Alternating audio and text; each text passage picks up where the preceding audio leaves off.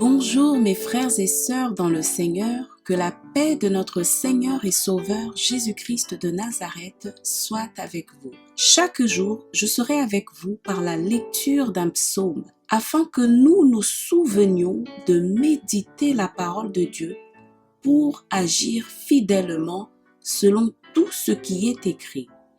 Car c'est alors que nous aurons du succès dans nos entreprises, c'est alors que nous réussirons. Bien-aimés, ensemble méditons. Psaume 10. Pourquoi, ô Éternel, te tiens-tu éloigné? Pourquoi te casses-tu au temps de la détresse? Le méchant dans son orgueil poursuit les malheureux. Ils sont victimes des trames qu'il a conçues. Car le méchant se glorifie de sa convoitise, et le ravisseur outrage méprise l'Éternel.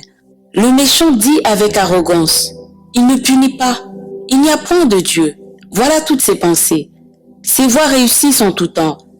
Tes jugements sont trop élevés pour l'atteindre. Il souffle contre tous ses adversaires. Il dit en son cœur, je ne chancelle pas.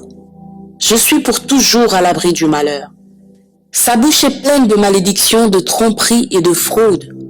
Il y a sous sa langue de la malice et de l'iniquité. Il se tient en embuscade près des villages. Il assassine l'innocent dans des lieux écartés. Ses yeux épient le malheureux.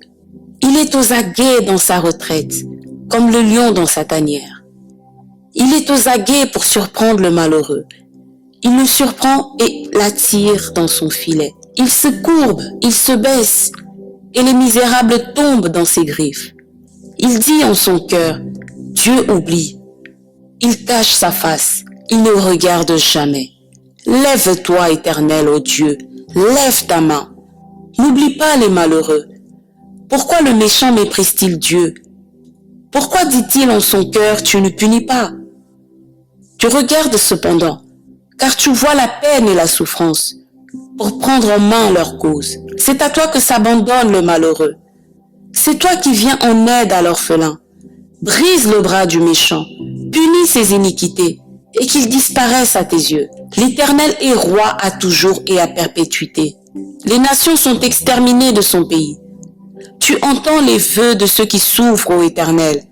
Tu affermis leur cœur, tu prêtes l'oreille pour rendre justice à l'orphelin et à l'opprimé, afin que l'homme tiré de la terre cesse d'inspirer l'effroi. Parole du Seigneur. Amen. Nous voulons la paix, l'homme cherche la paix, Jésus est le prince de la paix.